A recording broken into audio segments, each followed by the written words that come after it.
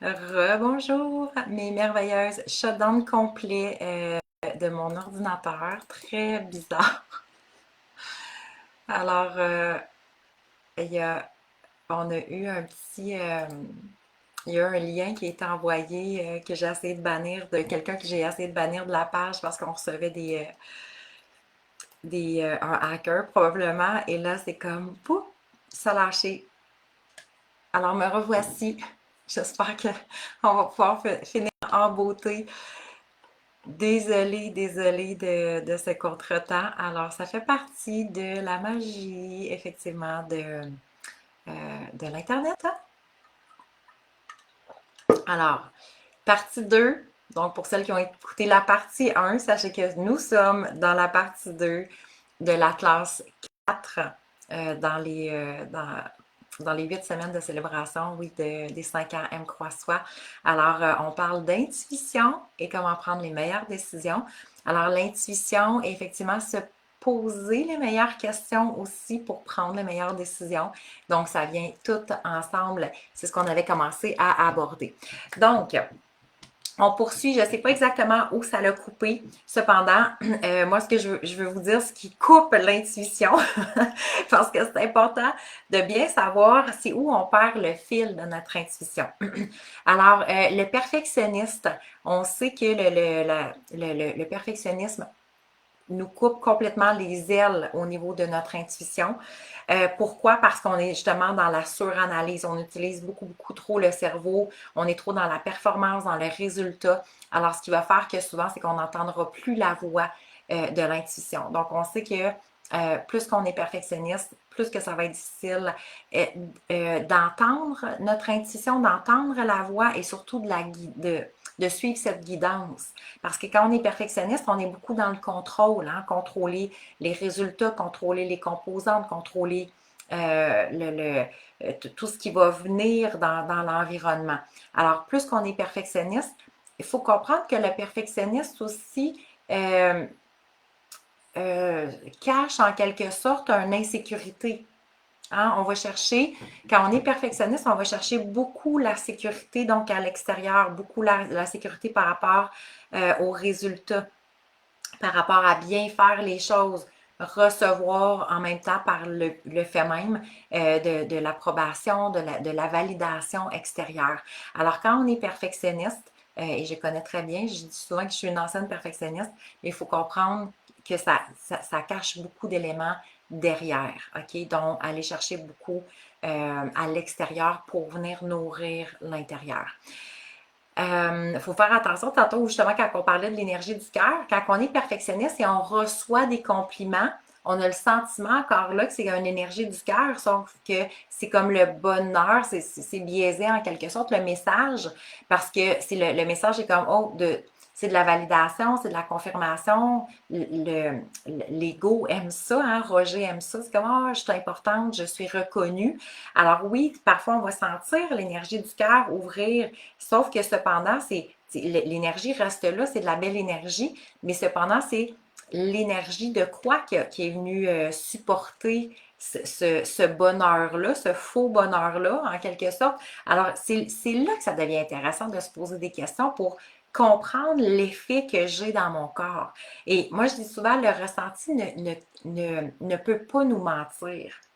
Alors, quand, je sais pas, moi, je reçois un compliment ou je reçois justement une validation et je me sens comme énergétiquement, je sens mon énergie qui augmente, ben c'est comme, OK, je suis en train de me nourrir de ça, là. Je dois être consciente aussi de ces éléments-là. Si je suis en train de me nourrir euh, de, de, de validation extérieure, OK, oui, ça peut faire du bien, c'est correct sur le coup, mais est-ce que je suis capable d'aller chercher ma propre validation intérieure aussi? Alors, qu'est-ce qui nous coupe de notre intuition? Mais bien entendu, le stress, comme on a vu la semaine passée, c'était notre troisième classe gratuite. Donc, le stress, on s'entend, coupe tout. Coupe le bonheur, coupe l'intuition, coupe l'inspiration du moment. Donc, c'est vraiment, il joue complètement notre défaveur. Les peurs, et on est tellement guidé par les peurs, peur de la maladie, peur des accidents, peur pour notre conjoint, peur pour nos enfants, peur de manquer d'argent, peur de manquer de temps. La peur de prendre du poids, la peur de vieillir, la peur de se retrouver toute seule, la peur de ne pas rencontrer la bonne personne, la peur de se faire avoir, c'est épouvantable. La majorité des gens vivent dans la peur. Alors, on sait que c'est sûr que plus que je vis dans la peur, plus que ça signifie que je vis en mode survie, en quelque sorte. Mon cerveau capte ça. Alors, effectivement, ça joue vraiment contre moi. La comparaison, c'est sûr que ça coupe l'intuition, bien entendu.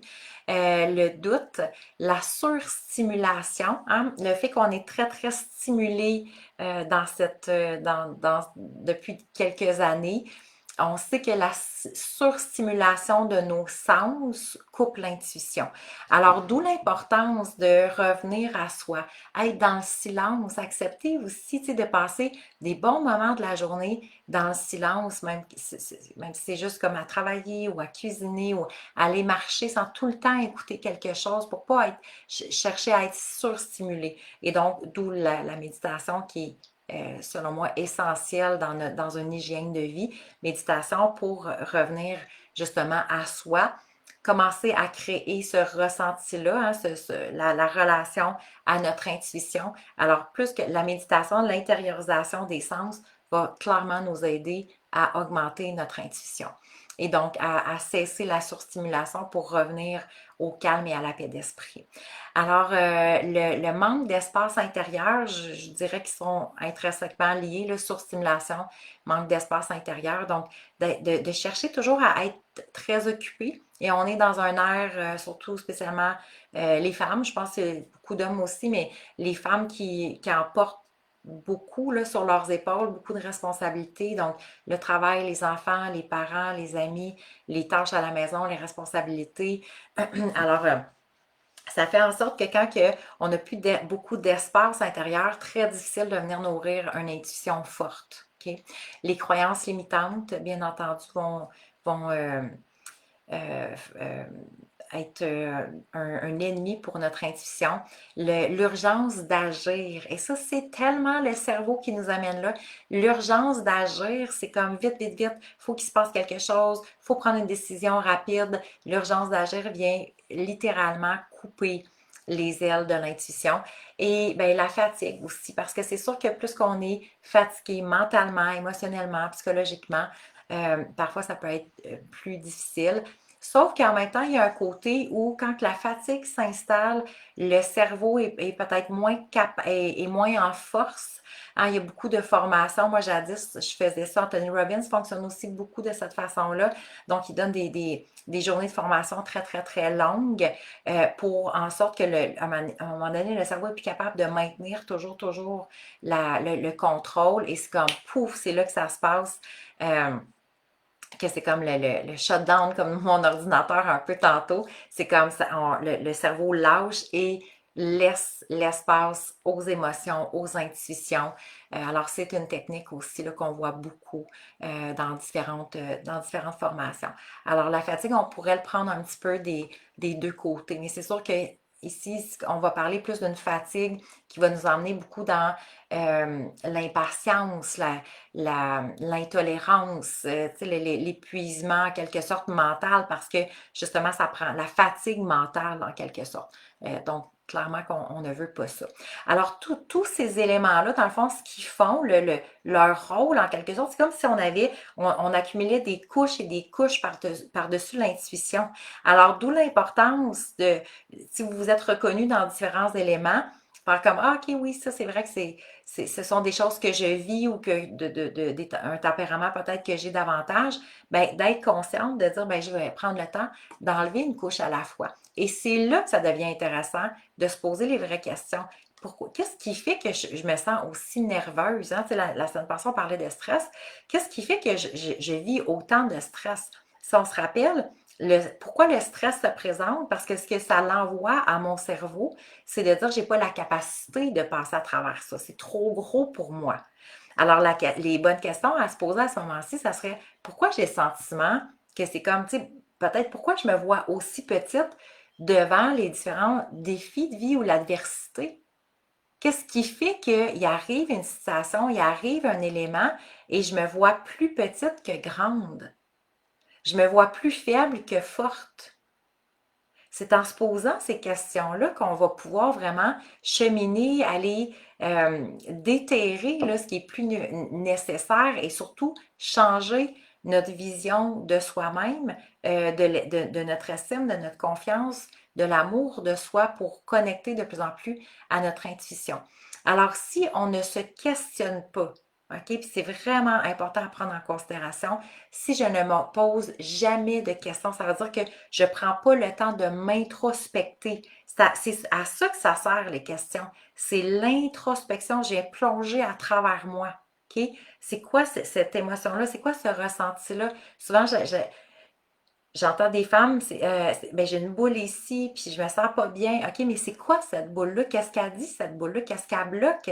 Et elle est, c'est beaucoup de la PNL, hein, les questionnements, tu sais, d'aller plonger dans ce qui est inconfortable, plutôt que d'être dans la résistance de ce qui est inconfortable. OK? Alors, nous, on a appris à vivre dans la résistance, on veut tasser ça, j'aime pas ça, c'est pas beau. Et là, on va faire d'autres choses pour que ça passe. Mais à vrai dire, la vraie évolution humaine, quand on parle de développement personnel, je me développe la croissance personnelle, je grandis à travers ça. Encore trop de monde font du développement personnel. J'ai beaucoup de monde qui dit ah, je fais beaucoup de développement personnel, mais de la tête. C'est vrai qu'ils ont plein de connaissances, ils ont lu une multitude de livres. Et pourtant, c'est comme, ils sont encore full stressés, ils ont peur, sont dans le manque, ils vivent beaucoup de manque, le vide intérieur, euh, frustrés après quelqu'un, la colère. Et oui, ça fait partie de tout ça de notre processus, puis c'est correct d'en vivre. Mais en même temps, si ça prend tous ces éléments-là prennent trop de place dans mon quotidien, et je ne suis pas en train de créer ma vie de rêve, et je trouve que ma vie est lourde, et je trouve ça un peu plat, j'ai bien beau de faire du développement personnel, on veut être dans l'être. Donc, je veux l'incarner, l'intégrer, l'honorer. OK? Et ça, c'est prioritaire.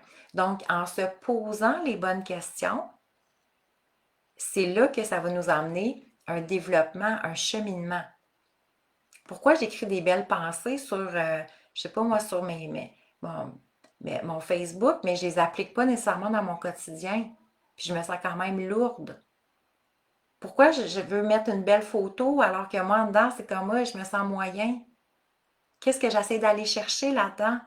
Soyons, tu sais, la pleine conscience, c'est tout simplement, j'amène à ma conscience ce qui se passait sur le pilote automatique. C'est juste ça, la pleine conscience. Alors, soyons conscientes de nos décisions, de nos faits, de nos gestes, des émotions que je vis, justement des patterns pour être en mesure d'être vraiment dans notre développement de soi, dans notre croissance, dans nos changements, dans nos transformations. Alors, se poser des questions, qu'est-ce que ça nous permet? C'est de mettre en lumière ce qui se passait avant dans le noir. OK? Donc, d'où l'importance de se poser des questions. Qu'est-ce que je ressens réellement? Encore cet été, c'est ah, ça, telle affaire. Je le conscientise, c'est comme ah, je mets ça de côté, j'aime pas ça. Et quand je dis hey, non, non, attends, là, prends-le comme il faut, là, puis analyse-le, puis analyse-toi, puis prends en considération ce qui vient de se passer, puis pourquoi tu as le goût de le tasser. Prends-le, puis observe-le bien. Puis viens voir qu'est-ce que ça vient chercher en dedans. C'est quoi l'émotion qui monte. Alors, c'est ce parcours-là qui va nous aider dans notre cheminement. OK? Comme les décisions. Si je prends une décision, alors si je sais que c'est aligné, puis c'est parfait, bien merveilleux. Mais si je suis comme, ah, je suis pas certaine. Alors, juste le fait de me positionner, c'est comme, mais où ça va m'amener cette décision-là? Dans 3 mois, dans 6 mois, dans un an? Est-ce que cette décision-là, j'ai le sentiment que ça me donne le vent dans les voiles ou c'est comme, oh, j'ai tellement peur, je suis tellement stressée. Ça se peut on sait que c'est la meilleure décision et ça se peut qu'on ait peur quand même. Le courage, c'est j'ai peur et j'y vais quand même, j'affronte. OK, j'ose plutôt qu'affronter. Dans les questions, est-ce que c'est lourd? Est-ce que c'est léger? Est-ce que je sens ça lourd quand je fais telle action ou je suis toujours là pour quelqu'un? Est-ce que c'est lourd? Est-ce que c'est léger d'être que cette personne-là soit dans ma vie? Que je dise toujours oui puisque j'ai peur de dire non? Est-ce que c'est lourd? Est-ce que c'est léger? Pourquoi je le fais? Pourquoi j'arrive pas à mettre mes limites avec telle personne? J'ai peur de quoi? Ah, j'ai peur de perdre cette personne-là. J'ai peur de perdre quoi dans le fond? Mais sa reconnaissance, sa validation, OK, parfait. Donc, c'est ainsi qu'on va pouvoir aller beaucoup plus loin dans notre intuition, entendre cette voix-là, comprendre, enlever les couches cérébrales qui malheureusement nous coupent et nous éloignent de plus en plus de notre lumière. Parce que pour moi, sincèrement, l'intuition, plus que on suit notre intuition, plus qu'on devient des femmes lumineuses. Parce que notre intuition, c'est notre rayonnement, c'est l'énergie du cœur. Le cœur vibre, quand on regarde au niveau vibratoire, le cœur vibre 5000 fois plus rapidement que le cerveau. C'est énorme, là. 5000 fois, un taux vibratoire 5000 fois plus élevé que le cerveau. Donc, et c'est pour ça quand plus qu'on vit dans cet espace-ci, plus que les gens disent Hey, t'as l'air rayonnante. Hey, t'as tellement de belle énergie. Ah, on a le goût d'être avec toi. Hein, c'est comme vous le faites dire. C'est parce que cette énergie-là, elle se dégage de vous. C'est la simplicité, c'est la fluidité, c'est c'est comme un rayon, vous êtes un rayon de soleil. OK? Donc, c'est à ça qu'elle va permettre l'intuition.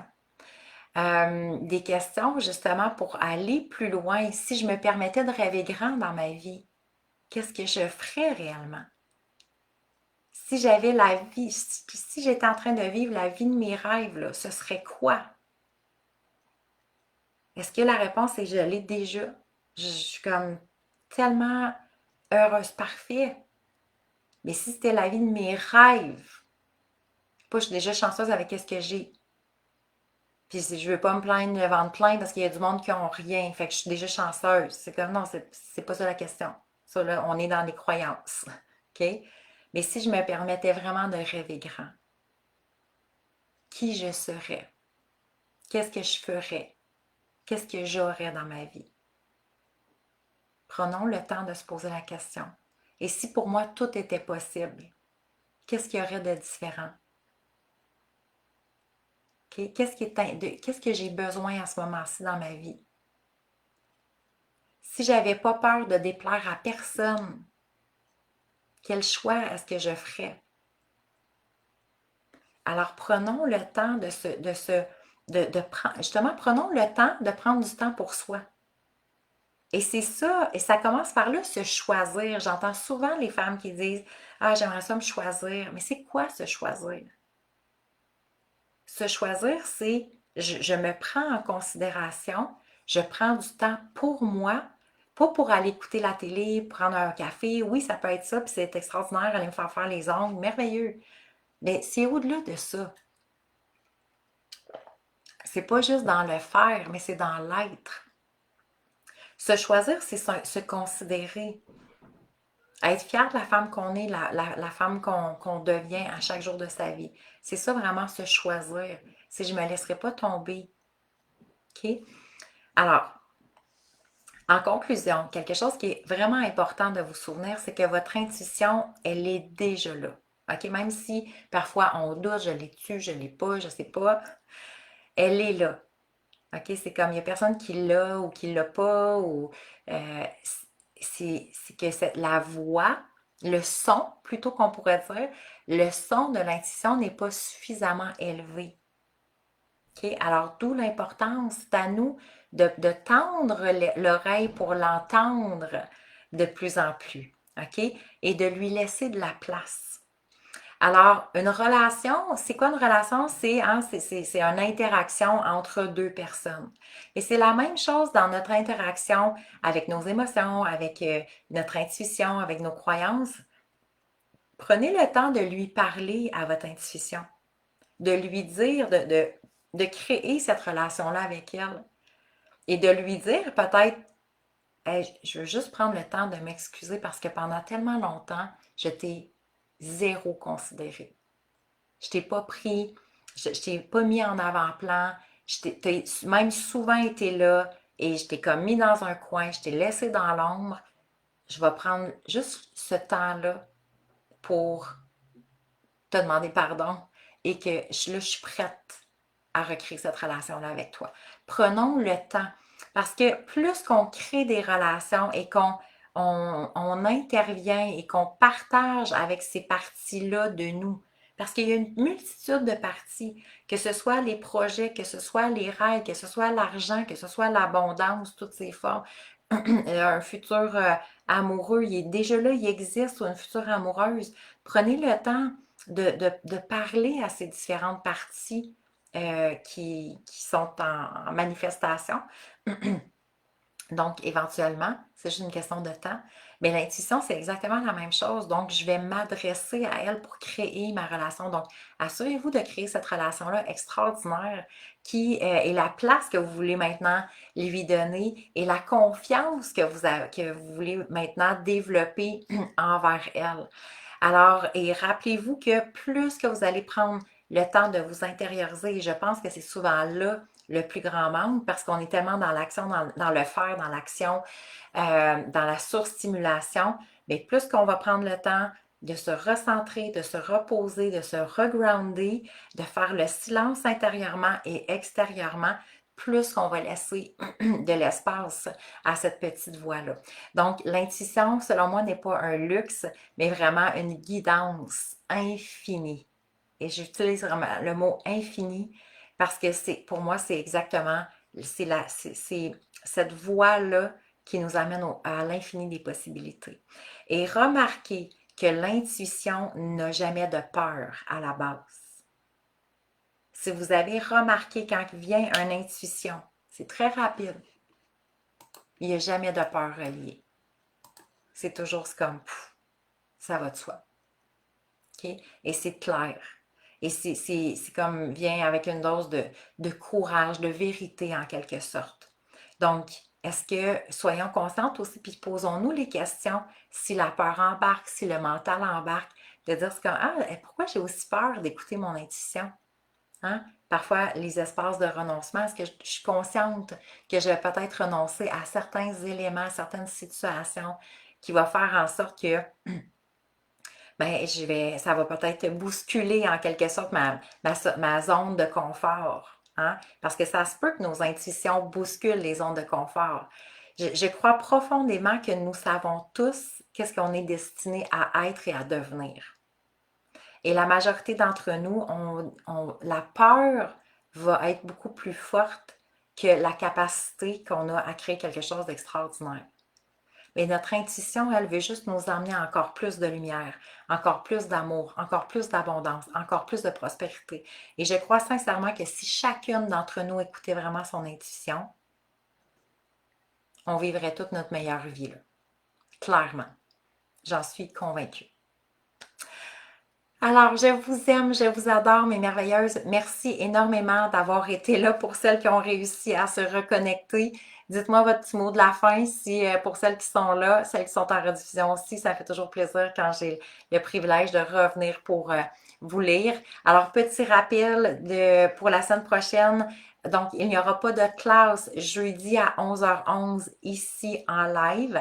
Il va y avoir le coaching privé, donc mardi le 16 septembre à 19h. Pour celles qui veulent être en direct avec moi, on va être en Zoom. Donc, pour celles qui veulent être en Zoom, donc vous devez vous assurer d'être inscrite aux 8 semaines pour pouvoir recevoir votre lien et envoyer votre question aussi pour qu'est-ce que vous aimeriez avoir plus de clarté pour nourrir votre valeur intérieure, votre confiance en vous, l'amour de vous-même, revenir à votre essence. Alors, n'importe quelle question et on va garder confidentiel le nom, bien entendu, pour pas que vous soyez pour que ça reste privé entre nous. Alors, merci d'avoir été là. Isabelle qui rapport avec confiance et mon intuition, j'aime ça. Bye, ma belle Tiffany. Je vous souhaite une magnifique journée. Je vous aime, je vous adore. Très hâte de vous retrouver mardi le 16 septembre pour que je puisse vous voir aussi. Donc, moment de connexion juste encore plus grand entre nous. Bye tout le monde, bonne semaine, bye!